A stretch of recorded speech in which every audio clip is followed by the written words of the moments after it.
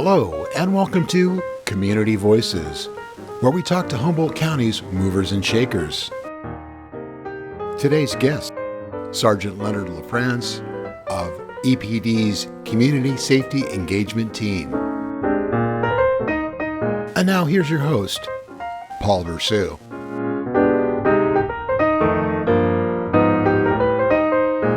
Hello and welcome to Access Humboldt's Community Voices. I'm Paul Bressoud, I'm your host, and I'm speaking with Sergeant Leonard LaFrance of the Community Safety Enhancement Engagement Team. And before we ask about this, we're going to say this is the first live interview in studio in 14 months. Both the sergeant and I and the staff here are vaccinated. The roof is tall, the air is flowing, and we are so happy to do this live as interviews should be. Welcome, Sergeant. Thank you. Community Safety Engagement Enhancement Engagement Team. It's a mouthful. What is it? So first off, we're actually transitioning the name from enhancement to engagement. So engagement's much more appropriate. So we call it CSET for short. CSET is a... You should have told me before. I know, sorry. But CSET's a progressive, non-traditional law enforcement unit that focuses on issues of homelessness, mental illness and addiction, and also things like trauma. And so we're looking at the surface outcomes of what we're seeing from behaviors, and we're peeling back the onion peel a little bit and looking at what's causing this behavior and trying to address those also. Excellent, and we'll get to that, but talk to me about progressive, non-traditional law enforcement agent. Now, I would assume you went to police academy and were taught traditional policing methods. How is this different? So this is more of looking at individuals really as individuals and building that personal connection. So really it's not far off from policing how traditional policing, but it's much more coming back to community policing where I know you as an individual, you see me every day, I say hi to you, we build a connection. That connection leads towards compliance in either law or just being civil towards other people. It also leads us towards services such as if you're homeless you're on the street, you're looking for housing, or you're addicted, or you have mental health problems, that opens the door for us to get you services to make you better, to make the whole community better. Well, in order to have that kind of connection, CSET works in a specific area in Eureka. Why don't you tell us about your area and what you're trying to do? Sure. So primarily we function out of Old Town and we function out of the entire waterfront trail. However, when COVID hit, we had a lot of various things coming with that. We also extended our services to the entire city of Eureka for mental health. So not only do we work on homelessness issues, but if anyone in mental health crisis or that's having any kind of mental health behavioral issue, we're also responding to those calls, whether housed or unhoused. So back when the team started, and it was specifically in the waterfront, were you in on the formation of the team? So the team was founded in 2018. I believe it was July 2018. In April of that year, I was contacted by the chief and asked to start developing this unit. And we kind of went one direction, and then as we saw further needs, we started shifting the directions that the community really needed. Before we get into the directions that the community needed, why did they choose you, or why did you think they chose you? I honestly have no idea. I'm not really sure. I'm definitely a driver, hard charger, and organization's kind of one of my skill sets. And it was kind of interesting bringing a team together of different individuals with different strengths and weaknesses, and you have a general mission, bring people together, and actually push towards that mission with our values in mind. Now, your team necessarily isn't all from the police department, correct? Yeah, so my team technically, CSET alone is it's 5 officer positions. We're vacant. We have one right now, one vacancy, so we have 4 officers acting. But we're also doubled with Uplift Eureka, so our sibling unit. Technically, we're all in the same umbrella, but we're technically 2 different entities, but we really operate together. So Uplift Eureka works with homeless services, so their unit, besides doing many other things, they have various homeless outreach workers that are actually embedded with our team every single day. And it's part of your job to coordinate these different groups? Yeah, so it's the outreach workers. They integrate with us either in our patrol cars, they go to calls with us, they assist with places like Free Meal or at Betty Chin's, her day center or village, the mission. So they're also in the field, but they're just not the officers. But if they need assistance with officers, they'll call us. If we need assistance with them, we call them, or we respond together. Now, so you mentioned Betty Chin's, you mentioned the mission. Those are nonprofits and different entities. who's working for who here? How do you all get together? How do you work out issues as you go along? So I don't think there really are any issues between any of us. The fact is just, again, it's about building relationships. So I know Betty. If Betty has an issue going on or needs help, she calls me directly on the phone. If I have an issue, if I'm trying to get someone into housing or try to get someone into get back home to their family, Betty's someone I'll call and say, hey Betty, I got this issue, can you help me out? And she'll say yes.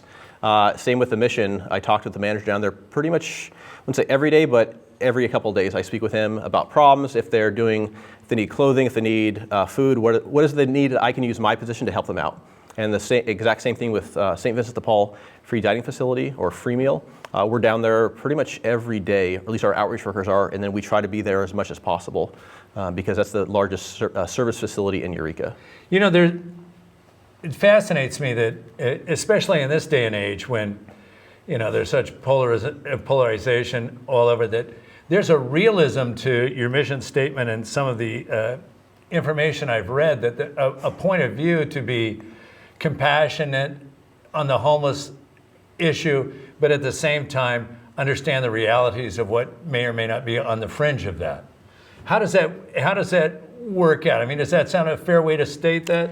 Yeah, for us, it's addressing unwanted behavior, which is unacceptable. So certain behavior is not acceptable in society. However, let's look at what's causing that behavior. Is it addiction issues? Is it mental health issues? If we were able to stabilize this person either with housing or with employment, would we stop this outward behavior that we don't want anymore? Now, that's extraordinary, and that sounds outstanding way to go ahead and look at things. How much education have you had in those areas, or has this been all on-the-job training for you? So a lot of it is on-the-job training for us. Luckily, when I started this program, I was finishing my bachelor's degree, and then I went immediately to my master's degree. And so a lot of my capstone project was really based upon building a unit like CSET, but actually a bigger unit with more diverse approaches, including having mental health capacity on the team, having a physical health professional on the team as well. And so having my brain constantly thinking about how we can different services to actually embed our team and to kind of progress forward, that kind of really got things moving in certain directions. Just so I have an idea of the timeline, is this something you were working on and thinking of before the opportunity to head the CSET team occurred? No, I was a patrol sergeant at the time, working at K9 still, and my name came up for the position, and here I am today. And you were a guest on this show before with the former host Dave Silverbrand about the K9 issue, yes, right? Yep. Now, do you still have any contact with the K9 unit or the dog or anybody? So my dog passed away in November of last year. Sorry to hear it's that. Okay. And then I actually handed off the K9 program to another sergeant to take over. Is there an aspect of the K9 unit that could also be part of CSET? Not necessarily. Actually, well, one thing we actually looked at doing with one of our employees, he has a retired, it was a narcotics canine, and we actually looked at making that dog a companion animal or a therapy dog.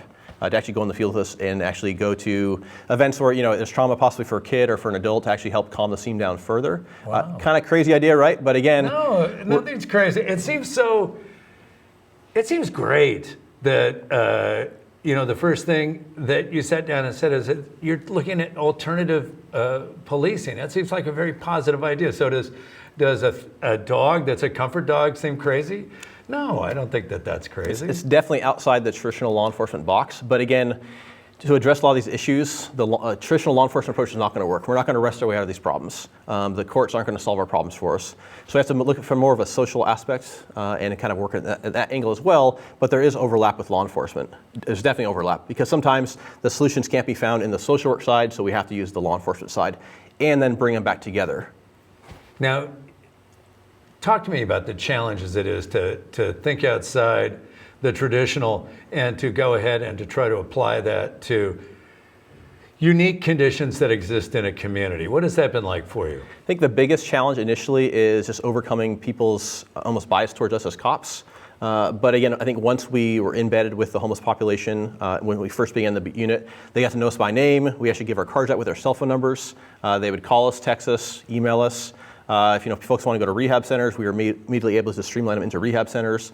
Housing's a little more difficult, but we're able to streamline folks from the street level into services. And I think that kind of really pull down that barrier and so that actually we're humans. We do want to help them, but we also do want to make sure their behavior in the community is okay and the overall health of the community is being taken care of. Now, you've said there's 5 people on the team to give out their numbers and to be accessible to a much larger population.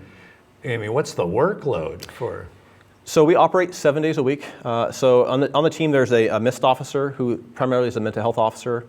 We have 2 waterfront park rangers who patrol the trails, and we have an Old Town officer, and then myself as a sergeant. So our workload's pretty heavy. Normally in the mornings we have a general plan, and then that plan completely changes because calls will come in where people are in crisis. I'm not laughing for that. How many of us have had that sort of thing? And your job must be so dynamic; it must change all the time. Yeah, and we have certain things like we know that some folks have appointments say at Waterfront Recovery, and so you're either going to meet them or we're going to go find them and say, hey Bob, remember we have an appointment this morning at Waterfront, and we'll pick them up and drive them to the recovery center. Wow. Or we'll get a call from clinician from the county saying, hey, I'm looking for so-and-so, they need to make an appointment for their medication. So we go out looking for them because they don't think their medication, their behavior is likely going to go sideways and it's not going to be good for the overall health of the community. And so connecting them to simply their medication is a huge step forward for them doing well. Is there a measure of if it's working or not? I taught for years and yeah, sure, maybe there's tests or whatnot, but is there a measure of what really is happening? I think the measure for us, and I track a lot of data because data drives funding, but I think for us the biggest impact is stories, so individuals. So I can tell you in the past, since 2018, we've connected 131 people directly to rehab centers as of the end of last year. Last year we placed 91 people on mental health holds that were in crisis and connected them with services. So we have that data. However, each one of those numbers is an individual, and that story is so impactful. And so when you watch that one person go from, where they are here on the streets using drugs to now they're sober, you go to their graduation, which is really cool, and now you see them start working up towards into housing, and now they're moving towards employment, and they're progressing their lives, and then you see them as, it's a complete transformation. Now those I wouldn't say are common stories, but again, they're becoming more common. Well, they wouldn't have happened at all if it didn't exist. Okay, now I'm Sergeant LaFrance, and I'm making a difference in the community. What is the aspect of it to go talk to the department specifically? And you say funding or do you have to answer to superiors and show that there's some sort of success happening and that sort of thing? Yeah, I think the really good thing about this program is this is really the chief's vision. Chief Watson, this program is his vision. And so when he passed the vision off to me to kind of develop and actually push the mission out. So we definitely have a major support from the chief, because again, this is his vision. And we also, we receive funding from Measure Z as well for some of our positions. And so the work we're doing, just the data alone and some of the stories that we share with our Measure Z board are pretty impactful. And they obviously want to keep this team moving along. Is there a fear that if there was different leadership that maybe programs would change? I mean, that's every organization has that to face that sometimes, that somebody could come in and change the direction. I mean, it sounds like you've put in a tremendous amount of effort. Will it continue? I mean, is this a legacy? Can it keep happening? I think so, and I think just the way the direction law enforcement is going currently, we're moving that direction to have teams like these that are specialized, that really do social work, but also are law enforcement officers. And you're embedded with mental health clinicians, you're embedded with social workers, you're embedded with physical health professionals, because pulling law enforcement completely out of it it's nonsense. Because often we are needed to help stabilize the situation, or like my team, my MIST officer is phenomenal at de-escalation. He can go into a scene, he has gear on, but just the way he talks with people, it's just like, hey, you're Bob, I'm Ryan, we're going to talk, and it's like in their friends, and they get that compliance, they get the person-centered services, so it's really that personal connection, and that's where for us as officers that we're in the field daily is really, really beneficial. Is the mental health aspect of it the most difficult? The past couple months, absolutely. And why do you say the past couple of months? We've seen a major uptick from double digits of mental health calls, we track these, to triple digits now for the city of Eureka. Do you have an idea why that is? I don't know why that is. One of my guesses, especially with our homeless population, is over the past year, our sibling unit Uplift and then the county home program has done a phenomenal job of housing people. So the folks that can advocate for themselves have gotten housed. So right now our homeless population on the streets are truly the truly mentally ill and the truly addicted who cannot advocate for themselves. And so now I think we're seeing more of that behavior. And then inside, when people are housed, I think maybe possibly isolation, possibly they're not getting to make appointments in person. They have to go over Zoom to talk to their doctor. And there's a difference between talking in person or over a computer. Believe me, it's so nice to have a guest in person. There's different energy and there's different personal connection. And I think personal connections lead us towards outcomes that we want. But back to the tripling, do you think there's any, I don't know this at all. I'm asking you, and maybe you know it, maybe you don't. You think there's any correlation between maybe the pandemic lightening up and people getting around a little more and more connection or more, whatever conflict than there might have been before? It's possible. I'd like to see, a couple years from now, this would be a great research topic for us to do. I would actually love to do that research on that. It'd be very interesting to see, but honestly, I don't know the correlations on that. I see. So you told me that your unit has been expanded out of the area in Old Town, and is that because there's been so successful, or is that because oftentimes resources are spread thin and you have to go out? What do you attribute that to? So it's primarily expanding outside of Old Town. The waterfront has been to address mental health issues, so people in crisis. And so I think just the amount of work, I think our officers are being recognized for being amazing at de-escalation, amazing at looking at what are the outcomes that we want, what are the avenues to get there, and working those avenues. Do you have a fear that could dilute the services that you're providing in your area? Oh, it's definitely pulling away from our homeless services. We've definitely done less with our homeless population over the past 2 months as a team. However, since we have our Uplift outreach workers with our team as well, they've really taken the reins on that and have really taken over and done an amazing job with that. And then when they need us, they call us, and we try to be there for them, but it's been so hectic with mental health calls. It's been very difficult. Do you see a scenario which your group would expand, where they would actually go ahead and give you more than 5 spots on your team? Yeah, so we have a couple of grants in the works right now. I presented to City Council back in March or February of this year about expanding.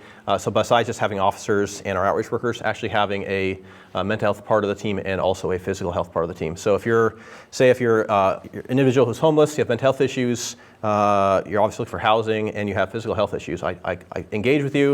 How you doing? And I look down, your feet you have some physical injury problems. So we can take the either nurse practitioner or RN can take care of your physical needs. If you have mental health concerns, we can address those also. If you need medication, we have someone who can write a script right now. We can drive you over to the Walgreens, pay for it, and then we check in with you for follow-up.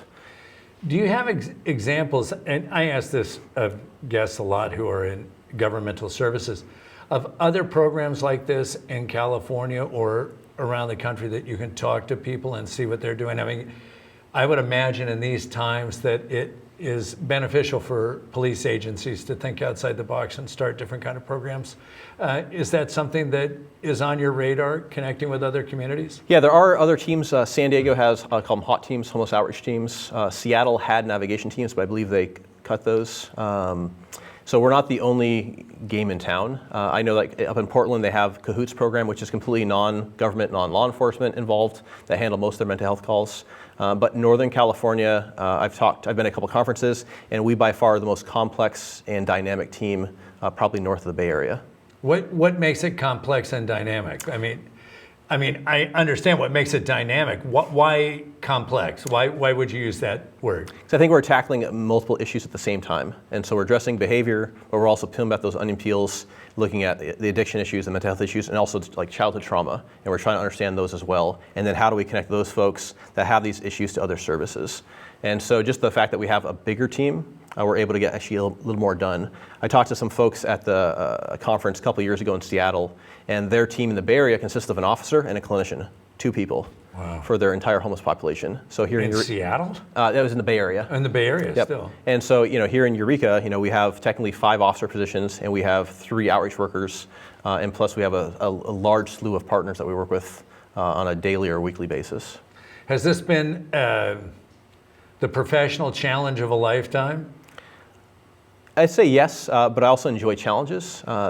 Building something from the ground level takes a lot of drive to get it done, takes a lot of bringing the right personnel together, and then kind of focusing everyone together and using really, allowing them to build the unit as with their strengths and their values.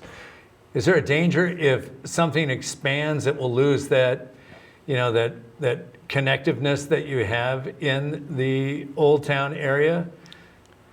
There is some, there's always some danger of losing, once you're asked to do more services and provide more, you're always going to lose connection with the ground, folks on the ground level, which is really our bread and butter. Is the fact that we know people by name, they know us by name, they have our numbers. That is really what we cannot lose. And the problem with expanding at times is you're going to lose those connections, those daily connections. However, we're going to fight to keep those connections going on any way we can. I talked with Nezzy Wade this morning, the director of AHA, and you mentioned Betty Chin earlier. Does Eureka have between the nonprofits and between this kind of innovative group, does it have one of the best represented homeless populations? Are they being represented? Are they being cared for of any place in the state? I mean, it seems like there's a lot of people pointing towards some sort of solution. Yeah, I think that's a difficult problem because it's hard to compare homeless in Eureka with homeless in LA. Right. So California has a quarter of all homeless people in America. 1/4, 25% are in California. California has 10% of the entire population of the United States. So our numbers are staggering. So for me, there's no one size fits all solution for this problem. So you have to look at it from a 360-degree approach, and that's how we approach it within CSET and with an uplift.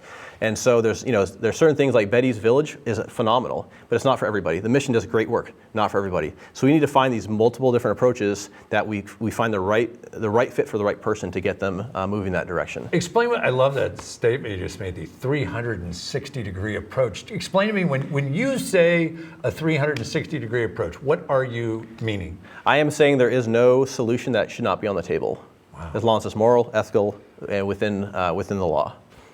And that might be a different approach than most traditional law enforcement have taken. Yeah, and for me the biggest thing is I talk about outcomes. What are the outcomes that we want? And really outcomes are the most important thing, not intentions. So we look at programs like Betty's, the outcome is really, really positive. We know that that's a good thing. So really as we look at these different outside the box, even completely it seem like insane ideas, but yet once you start doing pilot programs with them, they're like, hey, this is actually working. So let's keep doing this, for this certain portion of the population. So give me an idea of what you might have thought was an insane idea that works. One thing we initially did was one of my rangers was actually handing out gift cards to collect trash. And so along the trails with individuals that were part of the homeless community. And so he just built connections with them, and here's this idea, and here we are. Same thing when COVID hit, we held a primary responsibility in addressing COVID response with our homeless population in Eureka. And so a crazy idea, we had a meeting when, I think it was March 16th, and we were wondering, what are we gonna do? We have this homeless population in Eureka, we have to get them fed and services, and one of my guys like, hey, let's just shut off the street. And I'm like, that's a great idea. It's completely out. Say that again? We actually shut off the street. We shut entire 3rd Street off. We got a permit within an hour and a half, and we shut the street off. So every day at lunchtime now at free meal, the street is completely shut off. That's right. And so we can bring services in there. It's a safe place for them to hang out for a little bit. It's also allows us to target our outreach services as well. Just kind of really out. I didn't think about it, but one of my guys did, and that's why I like the diversity of thought on a team is so important. Now, what about, the EPD? Did they see you coming and think, oh, here comes Sergeant LaFrance again. What is he going to ask for now? No, I think the chief has a lot of faith in the team that, we've made a lot of progress. We have a very good reputation with our community and with not only our homeless, but also businesses. And I think when we present this idea, they went with it. Well, let me ask you that, and we're starting to wind down now. Talk about the response from the community toward CSET, the team. It's mostly very, very positive, especially with the homeless population. They know us by name. They see us every day. They talk to us. They say hi to us. It's not a big deal. There's no fear that we're going to arrest them. It's very, very rare we actually make arrests with CSET. And most businesses, the same thing. They have our numbers in Old Town. They're aware. They're equally frustrated with what's going on with issues of homelessness, but they have that personal connection with us as well to respond quickly to address the issues. So that in that sense, it's been positive. Yes. What about, the taxpayer type groups that look at government and want this sort of accountability? Do they scratch their heads when they see something that's alternative? I don't think so. I think eventually, that's where really the data comes into effect. We show them the data, and I'm pretty hard upon ourselves for, hey, here's my reality. The data's not perfect, but we're moving forward. This is the positive data. Saying 130 people got into rehab centers or directed directly towards rehab centers is a very big number. It's a huge number. It is large. And so most people will buy into that general concept or idea that we have, that this is a good thing. Excellent. And then I guess the final question, have people contacted you around the state or the country and asked, what is Eureka doing that's so innovative and changing? And that's given, you told me earlier that there's no one size fits all solution, but is Eureka being looked at as a place that's alternative and changing and on top of it? I think definitely locally. We haven't had a whole lot of attention nationally yet. We have reached out and spoke with some people. They asked about our diversion program, which we have a program that if we do give people citations, we can actually do diversion to lead enforcement resources instead of the criminal justice program or criminal justice system. So we're trying to divert around that. But we haven't had a whole lot of attention besides just locally. We seem to be doing it correctly here, according to other. Didn't you say agencies. someone was making a documentary? So yeah, there's another PBS, another documentary going to be made here probably the next year or so, looking at mental health. And then we're also part of Addicts Among Us, which was shot in 2019 about ACEs, or adverse childhood experiences. Wow. Well, fascinating, unbelievable work that you're doing. Thank you so much. Sergeant LaFrance will give the official COVID elbow bump. I want to thank you for joining us here on Community Voices. And you're a two-time guest now, the K-9 unit and this, so obviously an innovative person, and maybe we'll see you again, and we'll see you next time on Community Voices. This has been Community Voices with your host, Paul Bressoud. Thank you for joining us.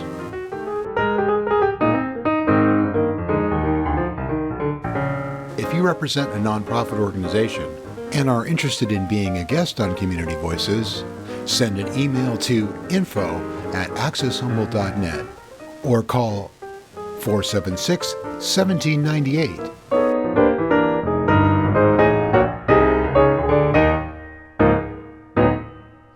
Access Humboldt, local voices through community media.